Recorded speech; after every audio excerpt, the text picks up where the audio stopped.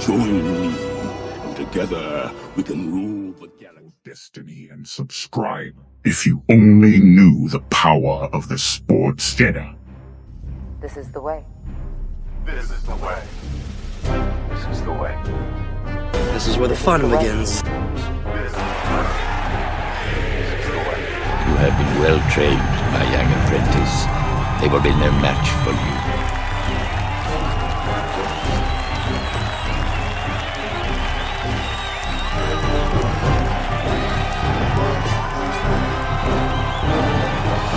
This is where the fun begins. Yes, Master. Rise.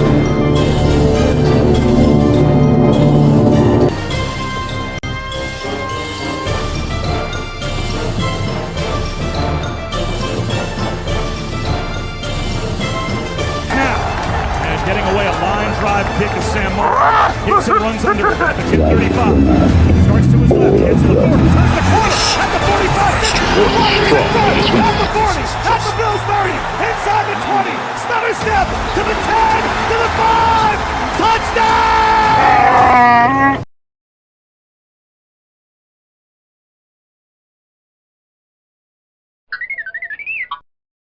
Subscribe if you only knew the power of the sports Jedi.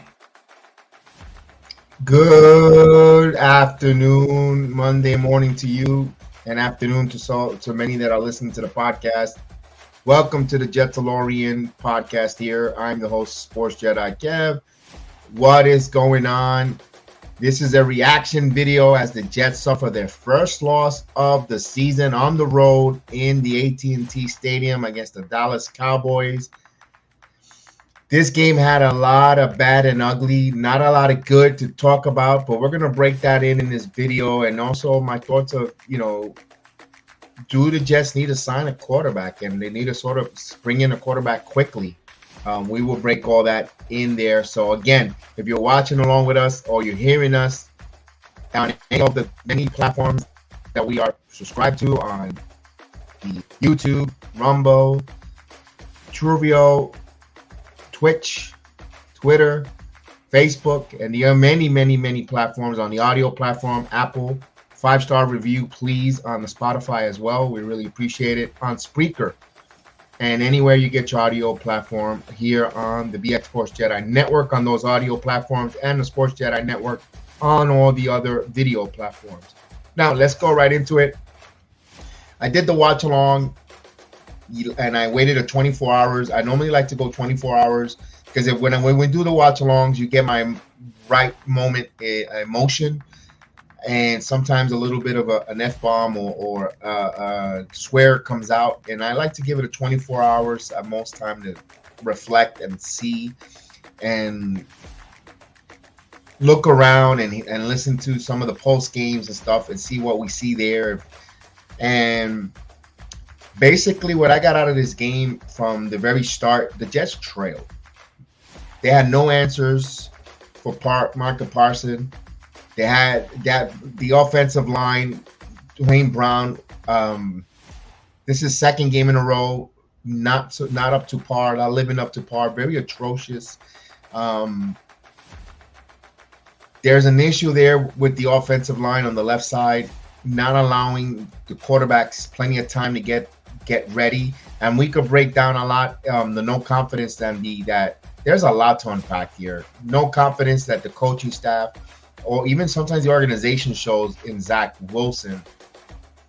But all in all, with the running backs also not happy. We saw, Breece Hall had some comments about abandoning the running game, and he wasn't so happy. When teams lose, there's always people tend to chirp, though the comments get taken out of proportion. Listen, winning is the best deodorant.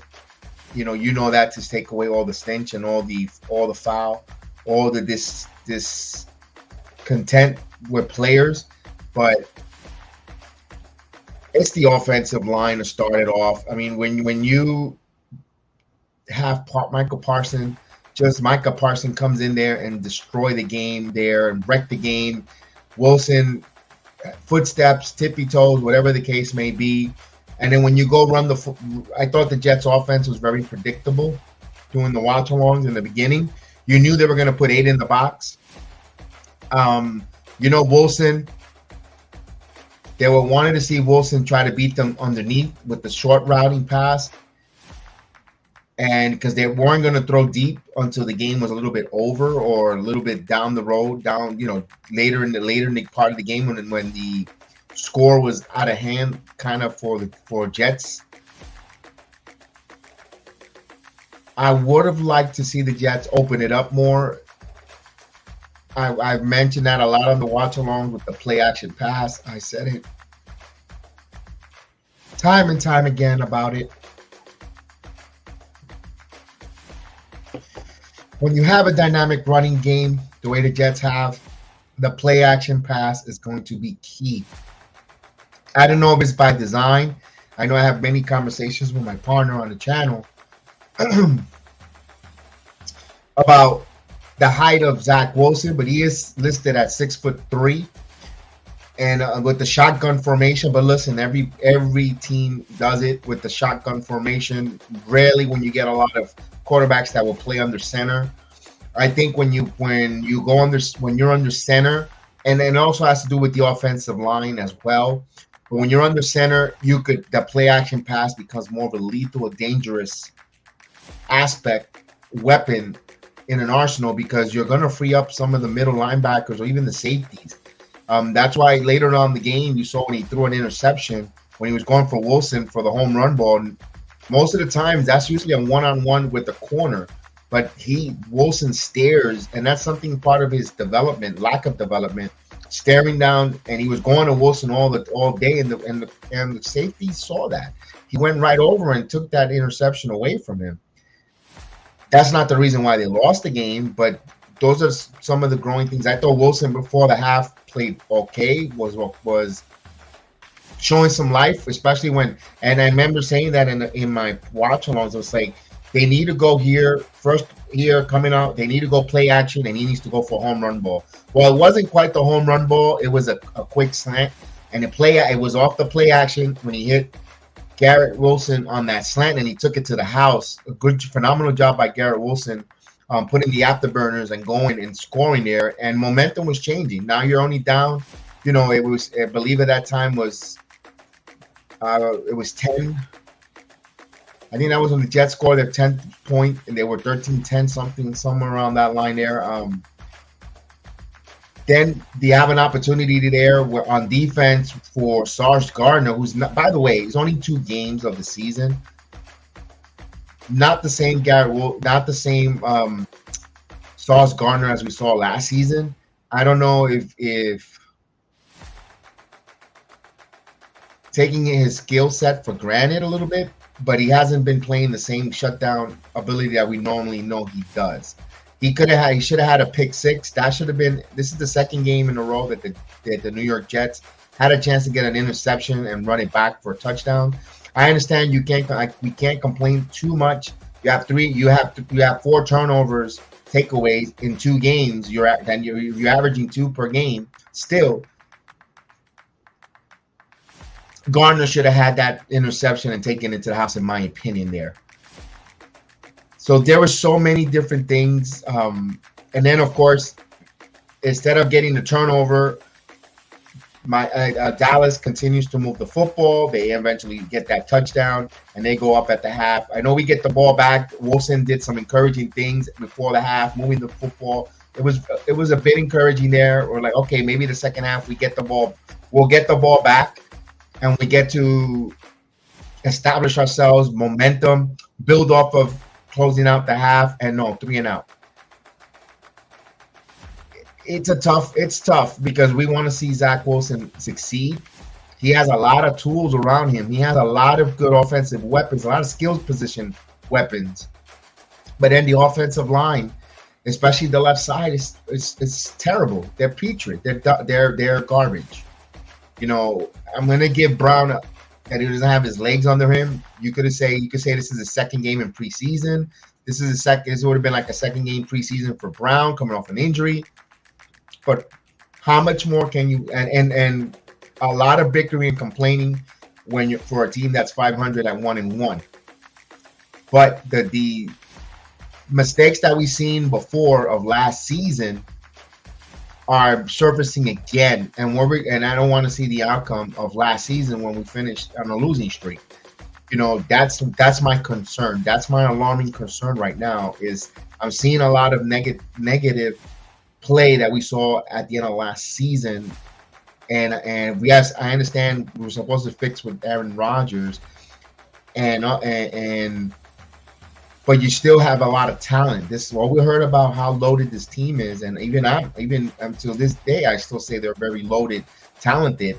I'm not giving up on them, but that play on Sunday was very concerning. Yes, granted, that is a good Dallas Cowboys team. They have started off the season very impressive. That defense, Mike McCarthy calling the plays on offense. There's nothing right home about. They weren't world beaters, Dallas, on offense. The Jets defense, as much as we feel like they let us down, but for being on the field for so long, out on the and they gave up 6 field goals, a couple touchdowns, but 6. They held Dallas to field goals, 6 field goals. I know they're not and I know that they also get those slings and arrows because they went out there claiming they were going to be like the 85 Bears or they were going to be a top elite defense and so forth. And they did play well. But I felt like Dallas's up-tempo when the game started, they were up-tempo. They were getting into the huddle, but coming in and out, moving fast. Didn't allow the Jets defense to set. I think he gave the Jets fits moving forward. You got to keep an eye on teams trying to copycat. It's a copycat league if they want to end up doing that with the Jets. So they're going to have to substitute quicker, and they're going to need quicker linebacker defensive ends. And brings me up to Will McDonough not playing, inactive, healthy scratch, inactive for your 15 pick, your first round, number 15 pick overall in the draft for being a healthy scratch. And I know Saleh said that he wanted Larson in because he wanted, a bigger defensive against the running attack of Dallas. But listen, this is a game of speed. You need to have guys who can tackle, who could get coverage, who could move with some lightning speed there. Let's face it, Larson last season didn't play this game. I didn't even remember calling his name. He's not a defensive impact. I'm not saying cut one for the other, but you have to play your number 1 draft pick, McDonough. He's got to play, man. The kid on Hard Knocks in the preseason, that kid has a motor. He's high energy. He's hungry. He's ready to go. You gotta play him. You can't leave him as a healthy scratch there. What's the point of drafting? I know it's a long season, and I know the collegiate players, they tend to run out of gas later in the season because they play less schedule this first year. All those rebuttals, I'm putting it out there as well, but you got to play McDonald in these type of games. You drafted him. You got to see what he is. He's got to get his feet wet, and Dallas would have been a really good place for him to get in there and play. And they could have used his speed over and especially against the tight ends and move around, in my opinion. But it is what it is on that one. I thought the defense were okay. They weren't great. And the Jets offense, it was a ripple effect. They're not able to get first downs, extend drives, give their defense some rest. The defense was vulnerable, bend but don't break. It's just like, and first of all, I think there's an issue here. I'm going to say it, alarming issue when it comes to Dalvin Cook. I was so excited and happy that Dalvin Cook signed with the New York Jets. I thought with Aaron Rodgers under center, we don't know what Breece Hall was going to be, if he's going to be 100%, where he was coming from in his injury and how fast and how well he was going to look. So you bring in Dalvin Cook for a couple you can play him 6 games, and if he starts dwindling down, you have a Breece Hall and Izzy Abakanda has been very impressive, although he was inactive. And Michael Carter, the running back, was also a pretty good running back, a very professional running back. Nothing to write home about. Probably averaged about 2.4 carries yards per carry, but they all block on the pass rush. You know, that's why I thought Cooks was going to be a big plus here, because if they do, you could have them chip block, come in, and if there's a blitz, a experienced veteran running back at that, and I thought that was going to help. But Rodgers going down, what I saw from Dalvin Cooks, and I'm just saying what I saw. This is my opinion. I'm not saying he has or hasn't. It looks like Dalvin Cook has no interest to play football for the New York Jets. He's going to collect his pay. And that's just of one game. And not because he fumbled. It's just a lack of effort. He feels like, all right, I'm going to play. I'll run a little bit here. You don't see him. Maybe he lost a step or not or something. He looks disinterested. You know, he's like, why am I going to go all out here where I don't have and it shows it. I don't know if that's the reputation of Zach Wilson, the organization, or what is it, but he looks very disinterested running the football and playing. If this happens again going forward, the Jets going to have to try to have a conversation and going to have to try to move Dalvin Cook here to a team that needs a running back. Even if you get a 7th, 6th round pick, I know, and I know it's it's just a 1-year contract. I know the reason why he's here, we know that it was to be because Aaron Rodgers was here, but you got to show me some professionalism or something. You know, I'm not calling him unprofessional, but you got to show me some enthusiasm when you're running the football. If Rodgers is not here, you know, let the be upfront. Let the organization, either through your agent or something, that you don't want to be playing for the Jets because you don't believe they're going to go any further, so they can move you, find your home. You know, listen, Izzy Abakanda from Pittsburgh, he runs. He's a quick change of pace back who's hungry. I'd rather have that kind of player that wants to try to prove something and run with that. And I understand he might not be able to block on deep, but you got Michael Carter as well. Remember, they didn't want Zeke Elliott here. They said they were good. The running back room was good. They were fine. So you know what? If Dalvin Cook doesn't want to be here as well because of the Rodgers not being here, move him out. Move him out. Get players that want to play and look interested. I know he had that terrible fumble. And it's like, that's something that's been placating Dalvin Cook his career with the fumbles. You know what? I could look that. That's part of football. I'm not going to say, but the disinterest concerned me a little bit with Cook. You know, he did play 17 snaps. Breece Hall played 16 snaps. Michael Carter played 15 snaps. Yes, they did not do an effort on running the football because they were trailing. They were down by 2 scores. And I thought myself they should go with the run, but when they have 8 men in the box, it's going to be tough to run the football with 8 men in the box, especially when there is no fullback or anyone, or the offensive line isn't really opening any holes where Parson was moving all over he was moving all over the line. They were moving him inside, outside, in the corners, and he was becoming a havoc.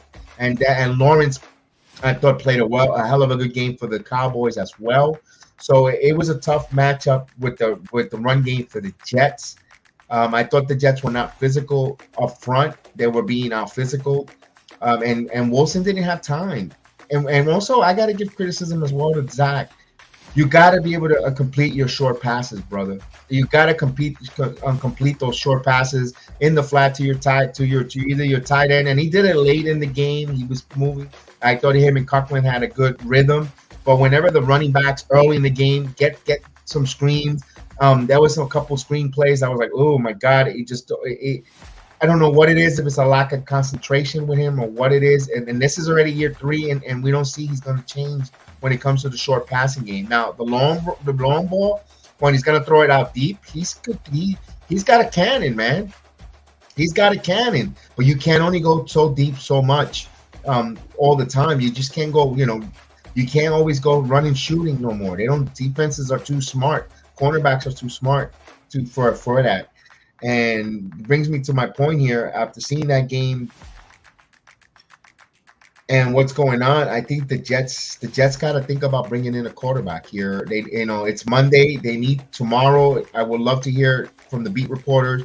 They're bringing in to just try out a couple of the names there. I know some of these names don't excite me whatsoever, but they shouldn't either.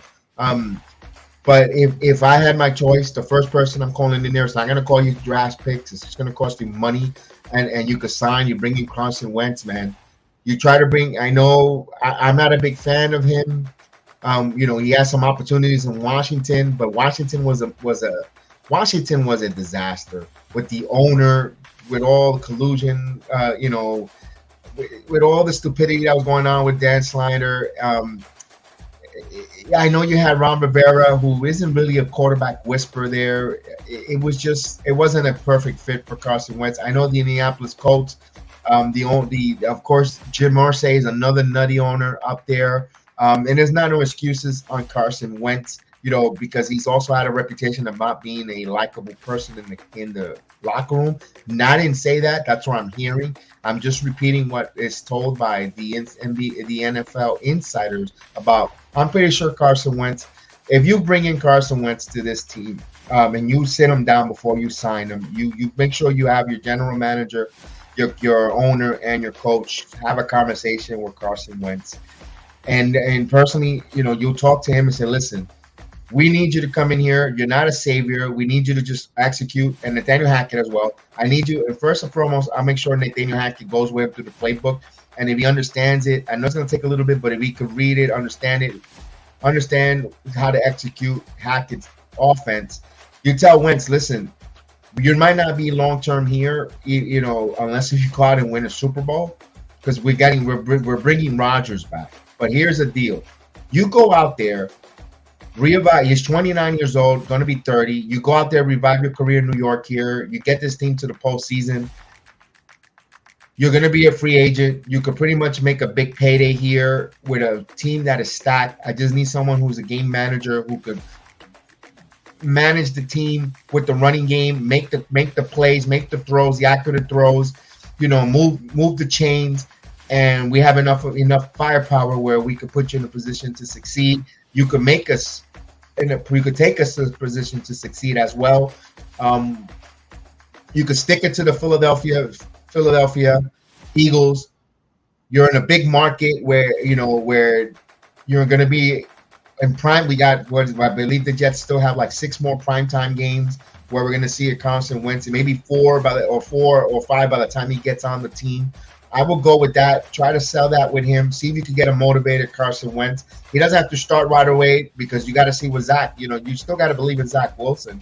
But boy, if you go out there and you lose to the Patriots on Sunday, and by the way, the Patriots are a 3-point favorite on the road. Yes. So the Jets are underdogs at home against the New England Patriots, who are 0-2. What does that tell you with Vegas? What does that they tell you about the quarterback play? That's a concerning.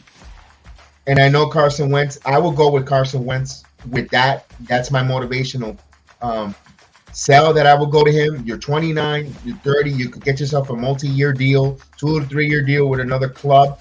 They're always going to need quarterback. You show yourself you could quarterback here in New York, or you want to be Aaron Rodgers' backup if he comes back next year, and you move on from Zach Wilson. If that's the case, let's say the best case scenario, Carson Wentz does sign here. He takes the starting job from Zach. They do make the postseason, which the rumors has it that Aaron Rodgers is trying to come back for the playoffs with that invasive surgery that he had on his Achilles heel. He was looking to try to get back in January. If you could just be even if you're the last wild card team to get in with Wentz and you bringing back Rodgers, I mean, you could make it. You never know what could happen. You never know. You never know, though. That looks highly unlikely because if you're in the postseason, why would get rid of the quarterback that got you to the dance? But I digress with that. I will go with Wentz. You take this team to the postseason. you pretty much can make yourself another payday. You can get yourself another $25 million, another guaranteed contract somewhere. I mean, someone's willing to need a quarterback. Let's say Texans or Tennessee. Tennessee is a perfect place. With Tannehill, if Tannehill doesn't do well this year and Wentz comes to New York and does well. But I'm just I'm just hypothetically speaking on that. So let's see if they bring in Wentz on a tryout, see how that works out. The next guy you could try to bring in here, personally, and I think these are going to be trades. You could give up a 7th round or low level, is Nick Foles. Nick Foles, I believe it's with the Indianapolis Colts, if I'm not mistaken. Nick Foles, former Super Bowl MVP, another former Philadelphia Eagle. He is still 34 years old, still not relatively that old for an NFL quarterback, who is experienced, who could read the defense, who could read a blitz. I don't know how fast he can get the ball going. Not too mobile with Foles, but you're getting a professional underneath center. I know folks were talking about Matt Ryan. I'd rather have with Nick Foles over Matt Ryan right now. I think Ryan is a professional quarterback who can read defense, who is a veteran, but I don't think he's mobile enough with this offensive line to really get the Jets what they need because of his lack of mobility. The arm, the accuracy, and the professionalism is going to be there for Matt Ryan, but I don't think the mobility is. And if the offensive line, let's say the offensive line stays where they're at, where they're not going to give you too much time, you're going to need someone to move. I don't know. Nick Foles could be movable. When I mean mobile enough for the Jets as well, but he is a pretty good backup quarterback here to come in. He's taking a team to a Super Bowl, and we shall see with Nick Foles if it's available there. Another name out there is Jameis Winston. Jameis Winston is another name out there. Jamo, he likes to throw the football. With him, his turnovers. Would it be an upgrade on Zach Wilson? It's tough to say. Slightly right now, yes. If I had to pick one of those two to quarterback one game for my playoff life or just in general to live another, I think I have a better chance with Jameis Winston underneath center to win me in one game. Which the warts with Jameis Winston. The turnovers, a little bit throw, but when you're asking him, maybe he clicks with Garrett Wilson. Maybe he clicks with a Lazard, with a Nicole Hartman, where he could find the underneath and seize the underneath and get something in the short game and moving. And someone who could complete a running back screen when the defense is when it's there. That's why I like it. The Nick Foles, the Jameis Winston. Even Carson Wentz to a degree, I think Carson Wentz is mobile. If he wants to run with the football, he can run with the football as well. So can Jameis Winston. But Jameis Winston is more of a pocket passer at his age now. But also a young guy who could come in here with that same, I would tell him that same bill of goods I would sell Winston that I sold Wentz, is about coming here.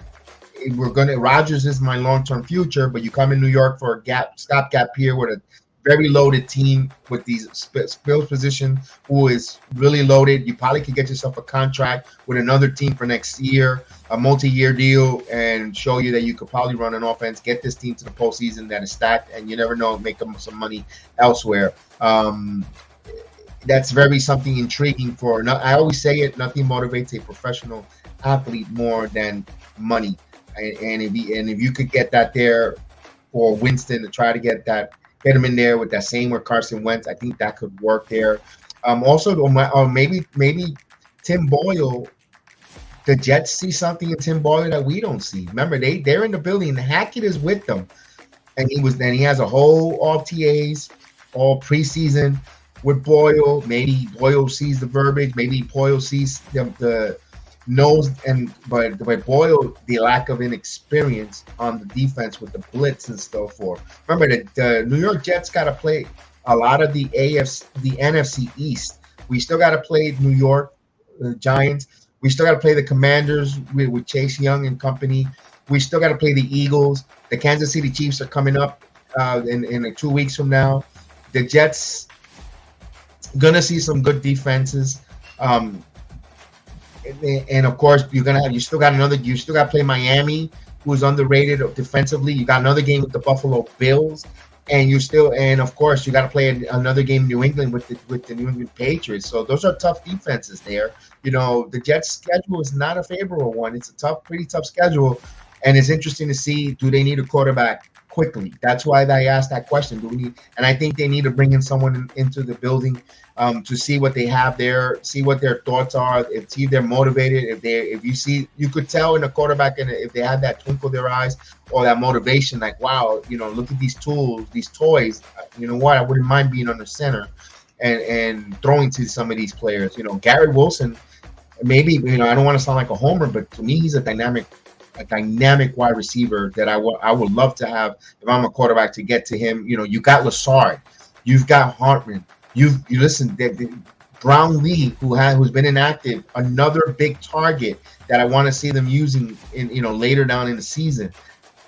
And also Gibson is a speedster who has some speed, who is special, man. So they have, and of course the running backs that could catch the ball from the backfield in Hall, as well as Michael Carter. They utilize it well. They could really do something there, but they got to have a coaching. Let's face it.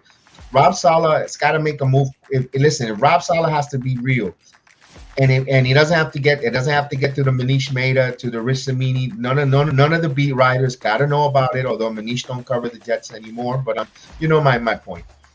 It doesn't have to get to our ears. It doesn't have to, but Saleh needs to go to his general manager, knock on his door, say, listen, I don't think this guy Wilson, get me someone else in here. I need someone who can win, because let's face it, Jets don't make the postseason. Saleh's out. Saleh's out as a head coach, and Joe Douglas might be right behind him. I don't know that. I think it'll be a mistake to get rid of Joe Douglas. Maybe the head coach might be the one that might get the axe there. And again, this is the issue that I'm going to go with, and this is my final rant on this issue and for this video is, my final rant is, they did a disservice here. As you look back, hindsight is 2020. Hindsight is 2020 again. When they were going for the head coach search, Mike McCarthy was out there. And listen, not because the Dallas beat our asses on Sunday. I'm not going by that. I think, when McCarthy was out there, we went with Gase. You needed to bring Mike McCarthy, who wanted to coach Sam Darnold. He wanted Sam Darnold. And listen, Sam Darnold hasn't done anything in the league. He is a backup for the 49ers. He has not lit the world on fire neither. But McCarthy wanted to be a Jet coach. He wanted to come to the organization. You went with Adam Crazy Eyes Gase because Peyton Manning said so. Gase was a disaster. Then you have the number 1 draft pick here. You have you're going to bring in a rookie quarterback, and you brought in a defensive-minded coach. Your history is repeating itself. The only history that didn't repeat itself is going to 2 AFC title games under Rex Ryan. That's the only thing that we didn't repeat ourselves, because with a rookie quarterback, you bought a first-time head coach, defensive-minded first-time head coach, and Rex Ryan.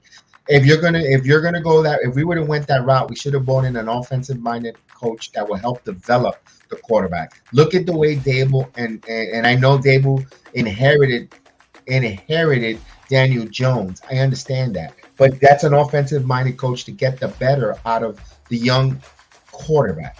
The same thing around the league. You see the trend around the league. It's a copycat league. They bring in head coach who are offensive minded with the rookie quarterback, so they could grow together, so they could grow and they could get in. Especially if you're not going to bring an overpowering OC, like one of those great OCs. I'm going to use an old timer, Nerf Turner, or the Shanahan.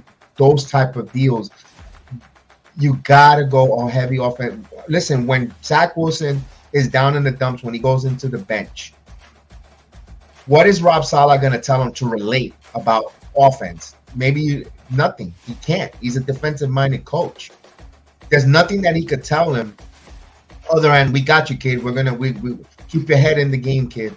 But anything technique-wise or see something as in the offense, try this and this and that.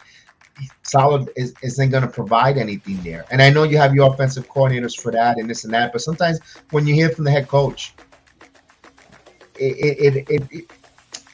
they made a disservice there, and I hope they fix that. If hopefully not, hopefully when the next 4 years from now, when we're looking for another quarterback, and Rodgers retires and the new quarterback comes in, they could bring an offensive-minded coach, and then maybe Nathaniel Hackett gets elevated as head coach, and then they could bring in the young quarterback in the draft and so forth. Talking about years from now, I'm hoping. But personally, the Jets need a quarterback. The season's not over, man. It's only 1-1. A lot of folks are thinking the season is over, but the one thing that alarms me here right now as I do this video is I'm starting to see trends that we saw last season when it comes to the offense. Very stagnant, very, very 3 and out. Defense staying on the field too long, and that's going to wear out the defense. I got to find out what happened to Quincy Williams. He went out he left the game holding his kneecap. Hopefully nothing too serious. I didn't see anything too serious. As soon as I'm done with this video, I'm going to go check the injury report, but he left off a little hobble. So, I just don't want to see my defensive guys go down because they're on the field too long. And we just need better. We need more cohesion on offense, man. We need to go the guys, and again, is it that moving the line around a little bit? Maybe give Brown one game off and move the line, shake things up, move Becton around and Vera Tucker and McGovern and Tippin. I don't know because the last thing you want to do is start playing ring around the rosy when your offensive line, and then it's just going to get really someone hurt.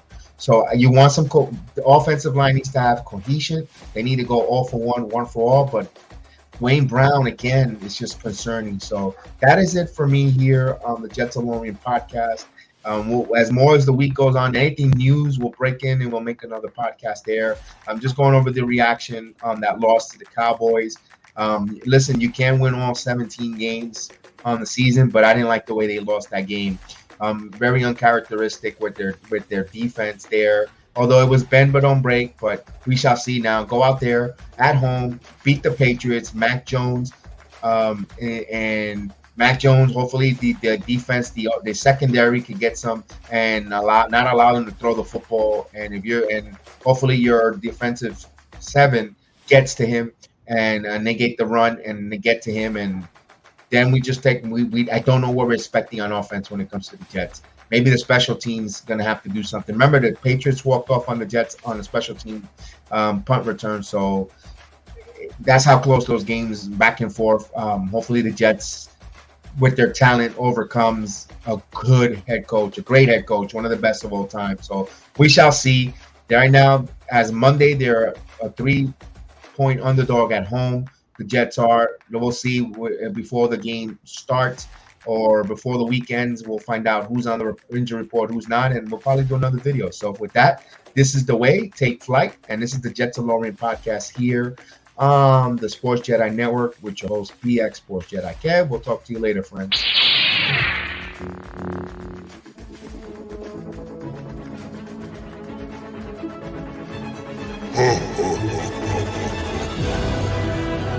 Join me, and together we can rule the galaxy. Destiny and subscribe if you only knew the power of the Sports Jedi. This is the way. This is the way. This is the way. This is where the fun begins. This is the way. This is the way. You have been well trained, my young apprentice. They will be no match for you.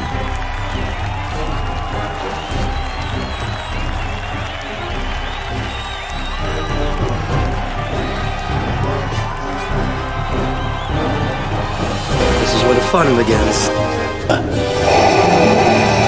Yes, Master.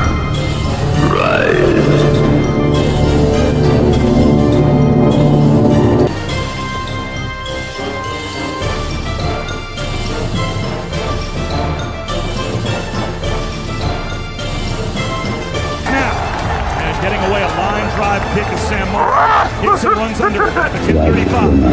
Starts to his left, gets to the 40, turns the corner, at the 45, at the 40, at the Bills 30, inside the 20, stutter step, to the 10, to the 5,